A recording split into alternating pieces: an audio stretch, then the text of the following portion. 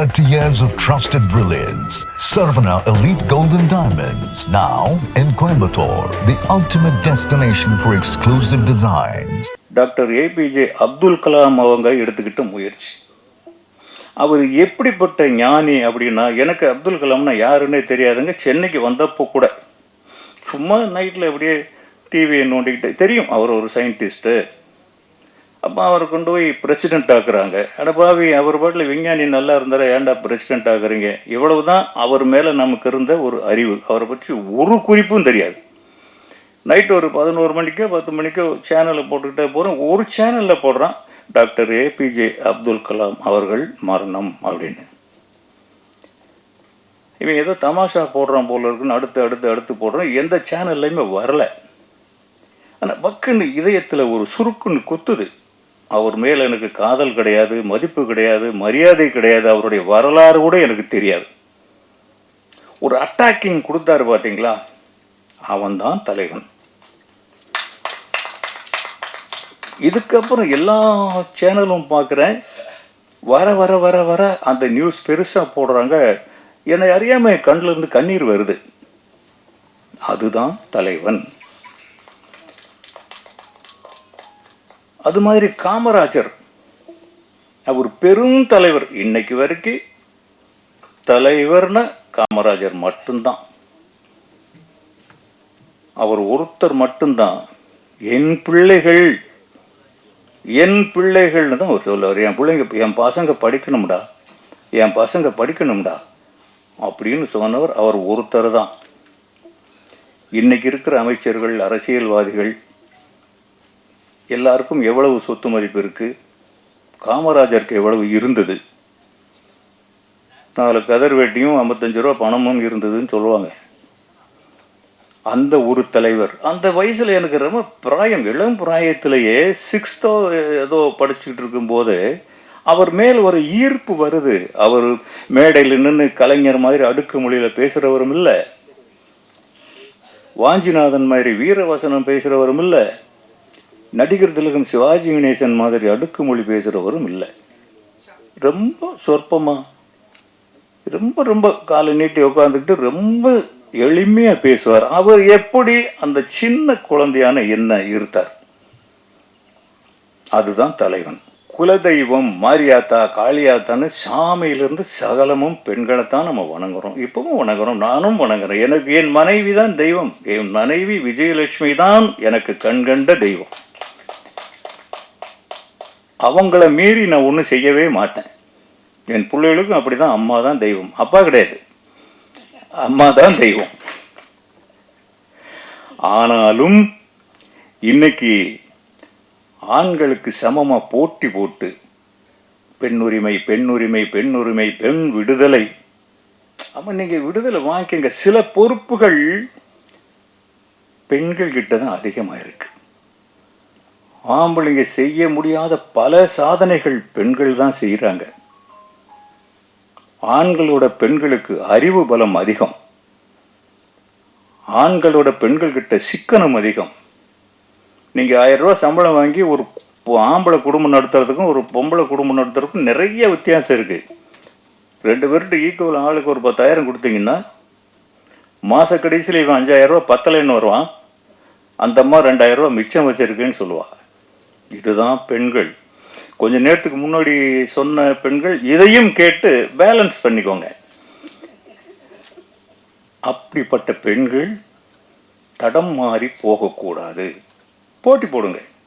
நம்ம இன்ஷியலில் தான் கடைசி வரைக்கும் அவங்க பயன்படுத்துகிறாங்க. இன்றைக்கி தனுஷ் என்ன பண்ணுறாருன்னா, அவர் பேர் தனுஷ், அவர் பேர் வெங்கடேஷ் பிரபு, நான் வச்சது அவர் தனுஷ்னு வச்சுக்கிட்டார். ஒரு இடத்துல எங்கேயோ ஏர்போர்ட்டில் எங்கேயோ போகிறப்போ தனுஷ் கே ராஜா அப்படின்னு கூப்பிடுறாங்க. கே ராஜாங்கிறது நான். என் மகன் என் இன்ஷியலை பயன்படுத்தலை, என்னையே பயன்படுத்துகிறான். இதுதான் ஒரு தந்தைக்கு மகன் செய்யும் உதவி. அவன் கே தனுஷ் அப்படின்னு போட்டு ஈஸியாக போயிருந்தா நான் அவ்வளோ தூரம் தெரிய மாட்டேன். உலகத்தில் எந்த மூலைக்கு போனாலும் என் மகன் தனுஷ் இருக்கிற இடத்துல நானும் இருக்கிறேன், தனுஷ் கே ராஜான்னு அவர் போட்டதுனால. ஹோட்டலில் வரும் அவர் பேர் தான், பாஸ்போர்ட்டில் தனுஷ் கே ராஜா தான். சில இடங்களில் தனுஷை விட்டுறான், கே ராஜான்னு தான் கூப்பிடுறான். இது எனக்கு பெருமை இல்லையா? இதை செய்யணும்னா அவங்க அம்மா அவன் நடிகனாகிற வரைக்கும் தன் ரத்தத்தையே சிந்தி அவங்க அம்மா தான் வளர்த்தாங்க. நான் வளர்க்கல, அவங்க அம்மா தான் வளர்த்தாங்க. 4 பேர் குழந்தைங்க. இந்த 4 பேரும் ஸ்கூலுக்கு போகணும். ஒரு சர்வெண்ட் வச்சுக்கிறதுக்கு அன்னைக்கு வசதி கிடையாது. காலையில் சமைச்சு சாப்பாடு கொடுத்து ட்ரெஸ் பண்ணி 4 பேரையும் கொண்டு போய் விட்டுட்டு வரணும். திருப்பி மத்தியானம் சாப்பாடு கொண்டு போய் கொடுக்கணும். 4 மணிக்கு ஏதோ டீயோ காஃபியோ ஏதோ பிஸ்கட்டோ கொடுக்கணும்னு சொல்லுவாங்க, அதுக்கும் அவங்க தான் போகணும். சாயந்தரம் போய் கூட்டிகிட்டு வரணும். இது எல்லாமே அப்பா அம்மா 2 பேருக்கும் இருக்கிற பங்கு தான். ஆனால் இதை செய்யறதுக்கு எனக்கு நேரம் இல்லை. அந்த ஒரு தாய், அந்த விஜயலட்சுமிங்கிற ஒரு தாய் தான் இத்தனை வேலையும் செஞ்சாங்க, இன்னைக்கும் செஞ்சுக்கிட்டு இருக்காங்க. செல்வா அண்ணா ஒரு கதை சொன்னா, அவர் யார்கிட்டையும் ஒர்க் பண்ணல. அவர் பண்ணது ரொம்ப பெரிய கூத்து. அவர் வந்து மெக்கானிக்கல் இன்ஜினியர், கோல்டு மெடலிஸ்ட். சினிமாவிலோட அவ்வளோ கஷ்டப்படல நான். அந்த ஒரு என்ஜினியரை வேண்டாங்கிறான். ஏன்பா இனிமே என்ன பண்ண போற? அவன சினிமாவா? அப்புறம் என்னமோ நான் ரொம்ப கோபக்காரன், எனக்கு அன்னைக்கு கோபம் வரல. கொஞ்சம் அப்படியே கண்ட்ரோல் பண்ணிட்டு, பையன் வேறு மாதிரி இருக்கான், கேட்கணும். எதுக்குப்பா சினிமா? இல்லைப்பா எனக்கு மைண்டில் அதுதான் இருக்குது, படிப்பில் கான்சன்ட்ரேஷன் இல்லை. அப்புறம் கொஞ்சம் நேரம் மூச்சு வாங்கிக்கிட்டு சொன்னேன், இல்லை தம்பி, சினிமா உங்கள் அப்பா சென்னைக்கு வர்றதுக்கு முன்னாலேயும் இருந்தது, உங்கள் அப்பா காலத்துலேயும் இருக்குது, உங்கள் அப்பாவுக்கு பின்னாலேயும் இருக்கும். ஆனால் படிப்பு அப்படி இல்லை ராஜா. நீ எங்கே போனாலும் உனக்கு பின்னால் ஒரு டிகிரி வேணும். எப்படி என்னுடைய இனிஷியல் கேன்னு முன்னால் போடுறியோ அது மாதிரி உன் பேருக்கு பின்னாலேயும் 2 எழுத்து இருந்தால் தான் உனக்கு மரியாதை கிடைக்கும். அதை நீ வாங்கு, நானே உன்னை சினிமாவில் கொண்டு போகிறேன்ன. பொய் தான் சொன்னேன், 100க்கு 100 200% பொய். எப்படியாவது அவனை காலேஜுக்கு போக வைக்கணும். மறுநாள்லேருந்து பேசலை, புக் அவுட் தான். காலேஜுக்கு வந்தான், மெரிட்டில் பாஸ் பண்ணிட்டான். அதே மாதிரி தான் அந்த டேடி. அதுக்கு முன்னாடி அவர் அமெரிக்காவுக்கு அனுப்புறதுக்கான ஒரு வேலையை செஞ்சு வச்சுருந்தேன் நான். அங்கே போய் அந்த டெக்ஸ்டைலில் படிச்சுட்டு அங்கேயே சினிமாவும் படிக்கிற மாதிரி. டெக்ஸ்டைல் மட்டும் படினா போக மாட்டான்னு எனக்கு தெரியும். இப்படி ஒன்றே சேர்த்து அனுப்பலான்னு சொல்லி சொன்னேன். ஓ, என்னை நாடு கடத்துறதுன்னு பிளான் பண்ணிட்டீங்களா? அதெல்லாம் நடக்காது. நீங்கள் சொன்னீங்கல்ல, டிகிரி வாங்கிட்டு வந்து கொடுத்துட்டேன். எனக்கு என்ன சொன்னீங்க? நீங்கள் சினிமாவில் சேர்த்து விட்றேன்னீங்க. இப்போ நீங்கள் சொன்னதை செய்யுங்க. இப்படி அவர்.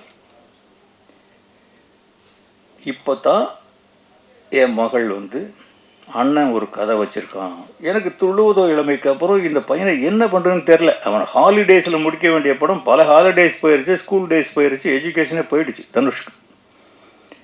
அவன் அதுலேயே அழறான். நல்லா படிக்கிற பையன். அந்த கதையை என்னம்மா பண்ணணும் அப்படின்னு. நீங்கள் கேளுங்க, நீங்கள் கேட்பீங்களா? ஓ, நீ வந்து டாக்டருக்கு படிக்கிறத விட்டுட்டு கதை சொல்கிறத ஆரம்பிச்சிட்டியா நீயே? சரி சொல்லு.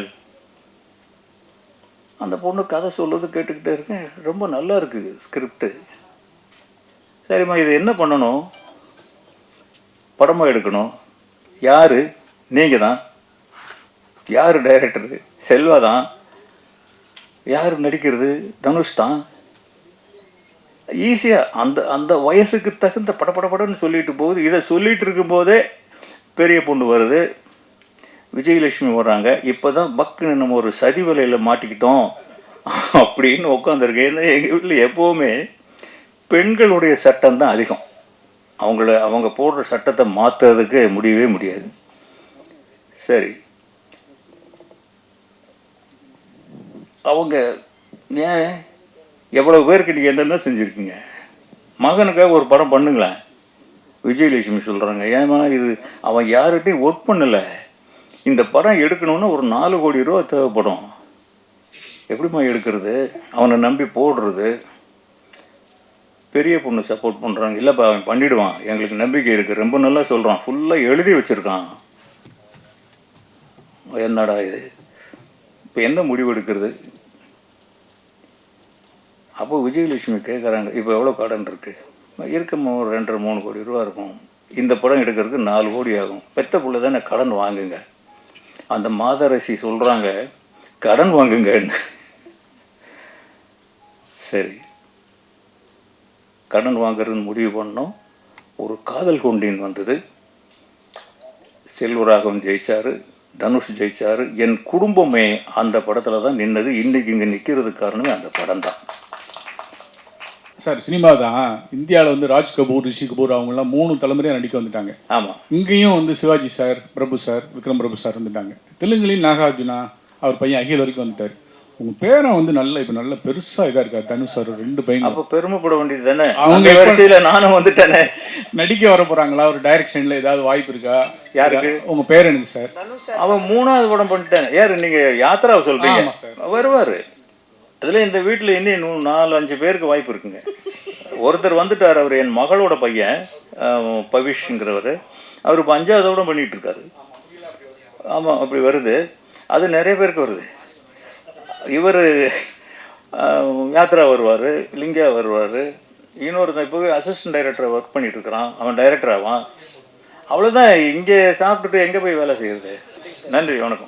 Sarvana Elite Gold and Diamonds, the ultimate destination for exclusive designs.